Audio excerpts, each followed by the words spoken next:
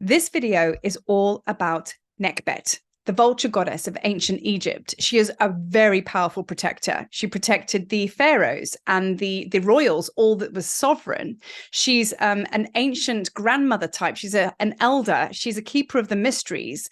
She's an alchemist, because she has the power to unlock your DNA and kind of take you to that next level. Because if you're deep diving into the mysteries with Nekhbet, then you are going through a process of mastery and you're kind of coming up to the next level ascension and the next level ascension. And, and so you become. So when you get to this level of ascension, you come up against Nekhbet and you stand face to face with her, and she's like, right, you're here now, and she's very, very powerful, so you kind of approach with the deepest respect. But then when you get to this level, it's a big thing. And she turned up about a month ago very, very powerfully in one of my channels. Now she is what I call my outer circle of guides. Okay, so I have my inner circle, and then I'm very aware of the other Egyptian gods and goddesses, and sometimes they dab in, but they're not my first go-to. But what's happened quite recently, and it's happened with all of us, and you'll probably be experiencing this through this massive thrust and ascension surge into the next level, because we are in the final processes of becoming. We have now had what I call the changing of the guard, which happens quite a lot when you go through these cycles, endings and beginnings. You will find that a lot of your guides, your gods and goddesses, whoever it is that is on your council of light, they will step back now and new ones will step in. And Nekhbet kind of surged her way forward into my space about a month or so ago, and I've been waiting to record this meditation, which I channel wrote. I actually recorded it and put it in YouTube on this channel a couple of days ago, but she brought a channeled message through, and I've been sitting on it for a month because she wouldn't let me release it until now, and that brought us to post lunar moon. So there was a very specific timeline as to when she wanted this to be shared out there. So here we are with Nekhbet, the vulture goddess, and I want to just explain this bit here. This is called the Shen, and you will see, like, she holds it in her claws. You'll see a lot, like you can see a front view of Nekhbet, and like her wings are outstretched like that. It's kind of like front view, and in her claws, she'll be holding two Shens, one in one claw, one in the other. So that's another way that you can actually see her. Now, these Shens, if you think about it, if you were to put a line there, now that is the Ankh, is it not? So this is kind of like when we have that part that makes the rest of, so you have the Shen and then you add that part on, it's like almost like a grounding into the earth, right?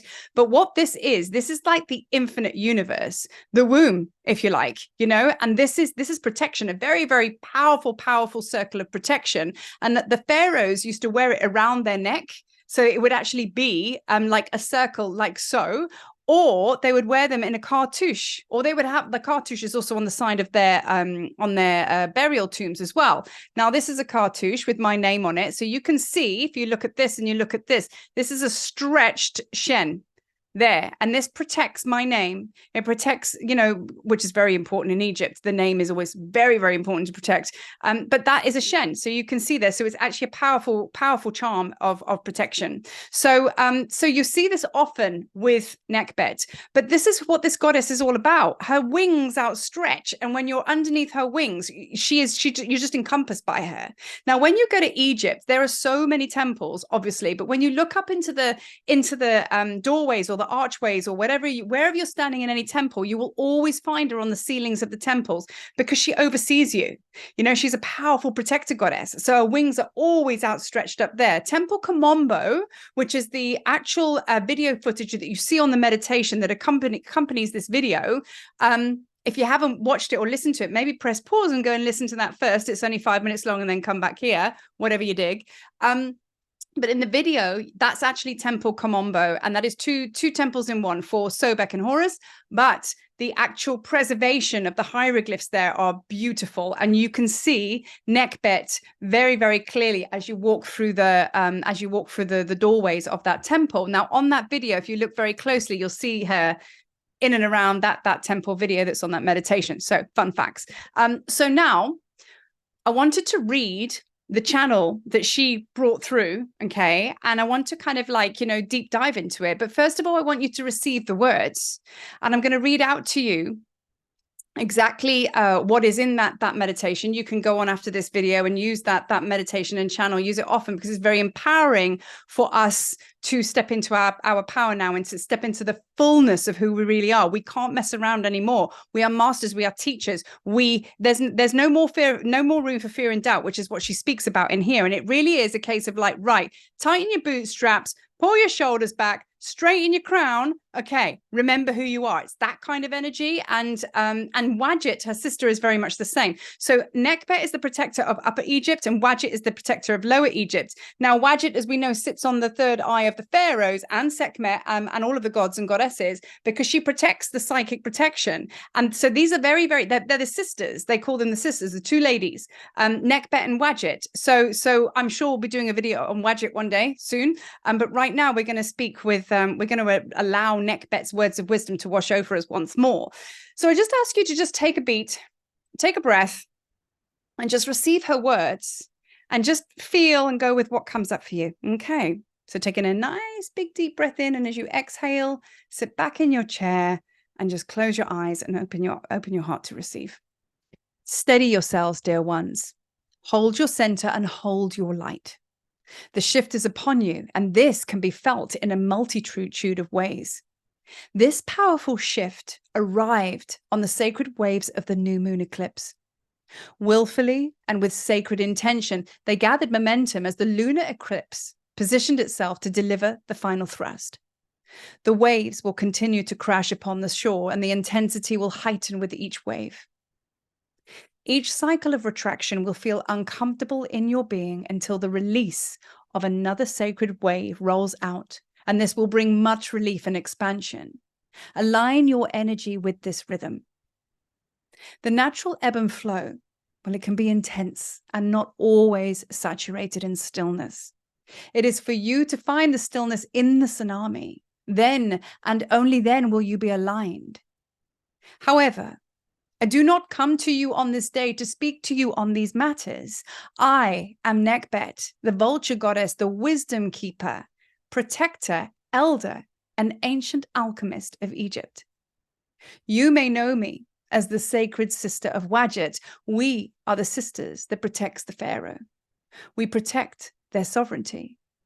We protect all that is royal. I am here to speak on where you are going and why. Once you have taken the voyage, the deep dive into the shamanic rites of transformation, you will arrive resurrected, regenerated, and anew. However, there is a deep understanding of that voyage that you must know. I am Nekhbet. I am the custodian and keeper of the ancient mysteries, and I hold the key that unlocks your being into its full brilliance and full potential. You have asked to enter these mysteries, and if you are receiving my wisdoms in this present moment, then indeed, know this, your request has been granted. Now you are taken to task to step into your full mastery in navigating your final throws into oneness wisdom. And I use the word wisdom as this is exactly who and what you are, a wisdom keeper. What is required and requested of you now, dear initiate, is to inhabit all parts of you. Expand your being into every vacant space you have feared to claim or love. At this stage of your evolution as a divine being of light incarnated, there is no room for doubt. There is no room for fear. To dive deeply into the mysteries, you must be a master. You must know yourself as a master. You must become the master. And you must embody this and emanate this in your fullest capacity, and then deliver it into the deepest parts of your soul. This is true embodiment. You, as a wisdom keeper of Nekhbet, are now required to expand into the absolute of your being so that you can hold the full version and complete divine expression of you in physical form. Your temple is strong. Your foundations, well, they are deep. And your light is so bright that it is witnessed profoundly throughout the multiverse. Your sacred temple of light holds many rooms, many chambers, many sacred spaces. I, Mother Nekhbet, opener of the way, well, I hold the portal open for you to now lay claim to all innate sacred spaces that have been calling for your divine occupancy for lifetimes. It is time. So now you become. I, Nekhbet, with my wings outstretched in all of their majesty and glory, will I stand above you, I stand behind you, I stand before you. Beneath my wings, my protection reigns. Your protector, an ancient mother of old, Nekhbet. So, allow that to land. Allow that to just come all the way in. So that is where we're at. That is where you're at in your ascension process. You now stand at the precipice of understanding and knowing yourself as a divine being, a source, extension of source, a powerful master, a conscious creator, empowered, knowing who you are and knowing what you're capable of and how much possibility you can bring to the new earth timeline. Now, if you should not be feeling this, if you should feel extremely challenged in your energy and frequency, even as I read that, maybe you were resistive, it's because you're fighting the truth. You will not let go of the old because you fear yourself, which is actually fullness, brilliance, tapped in, all of the above. Nekhbet. I mean, look how I'm sitting now. I mean, just chosen this picture and this is just perfect. Here I sit protected by Nekhbet. That is how she is over you in every single moment. She never left. She never left. So the only thing that's missing here is you recognizing yourself as she sees you. So it's time to become. So let's go through it just a little bit because I actually highlighted some of her words. When she said at the beginning, hold your center and hold your light. That is like, yeah, we say that all the time. Hold your light, hold your light. No, you have the capacity now, like in this chaos in the world, forget about it. That's all about unconscious manifestation. Refrain from diving into that because you don't like how it looks or sounds or feels, because then, of course, whatever you focus on, you will actually create, because you're a powerful manifester, more of. So when we say hold the light, yes, that's out in play. That is awful, terrible, all these disasters going on around the world, all of this very, very hectic chaos. Your job isn't to go in there and get lost, because you will. Your job is to hold the light, and then you can bring this into alignment, You shine brighter and brighter and brighter. Your Nekhbet wings get larger and larger and larger, and then others can sit underneath your wings that need it. That is how you are in service. That is how you hold your center. That is how you hold your light. So be very, very aware as to where you place your point of focus. Okay, because a true master can stand in the middle of the chaos and still be a beacon of light. And that is our job as way showers, teachers, all the above. And that's the thing, we're all teachers, because if we're all mirrors, we all learn something from each other. So if you're sat here going, well, I'm not that. Yeah, you are. You are. And that is why Nekhbet's come to us. This is why this message is landing with you today. So now the next bit I want to highlight on what she says. Each cycle of attraction will feel uncomfortable in your being until the release of another sacred wave rolls out, bringing relief and expansion. Align your energy with this rhythm. So important in these timelines as you start to know thyself and come into that full mastery. Harmonize. Every single morning, harmonize. Work with Metatron's cube. Visualize yourself standing on that symbol, standing inside the cube, whatever you need to do. That vibration of that symbol is all about harmony, balance, activation as well. I've got other videos that speak about that. Or jump over to the circle community because there's lots over there. But like, yeah, work with the Metatron's cube, because that is going to really, really balance your system so you can hold that light. In fact, good tip, stand on the Metatron's cube and actually visualize the light. You're a beacon of light coming as above, so below, and kind of put your feet on top of that. And you are harmonizing. Bring all the Metatron's cube energy all the way up to the portal and then back down again, or place Metatron's cube above you and have it basking down, bestowing its light upon you. So that is another way where you must harmonize. That is a much more, rather than like grounding and all the rest of it. Yeah, we need to do that, but harmonize with the highest vibration of the universe, not with the natural disasters and man-made disasters and horrible atrocities that are going on out there. We have to hold the light so we stay super razor focused on the highest point so we can sort all of this out. Okay, so I am Nekhbet, the vulture goddess, wisdom keeper, protector, elder, and ancient alchemist of Egypt. You may know me as the sacred sister of Wadjet. We are the sisters that protect the pharaoh. Initiation. That's what she's saying.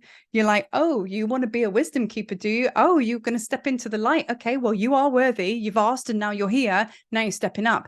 It's time to step up.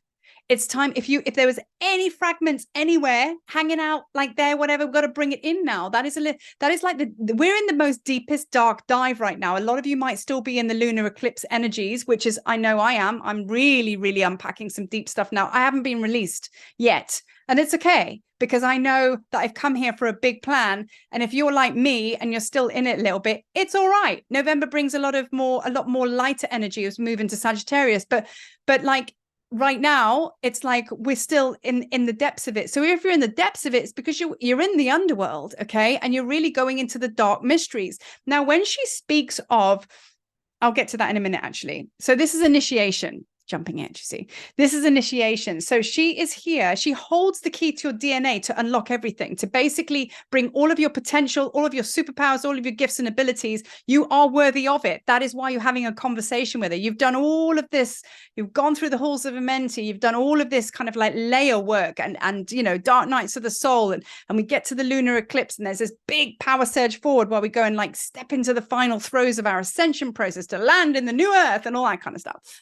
Getting very excited there, but that's what's happening. So it's usually the last bits that's stuck to the roasting tin. You know, those bits where you cook a roast and you just can't get them off. They just get washed over and we just use it again next Sunday.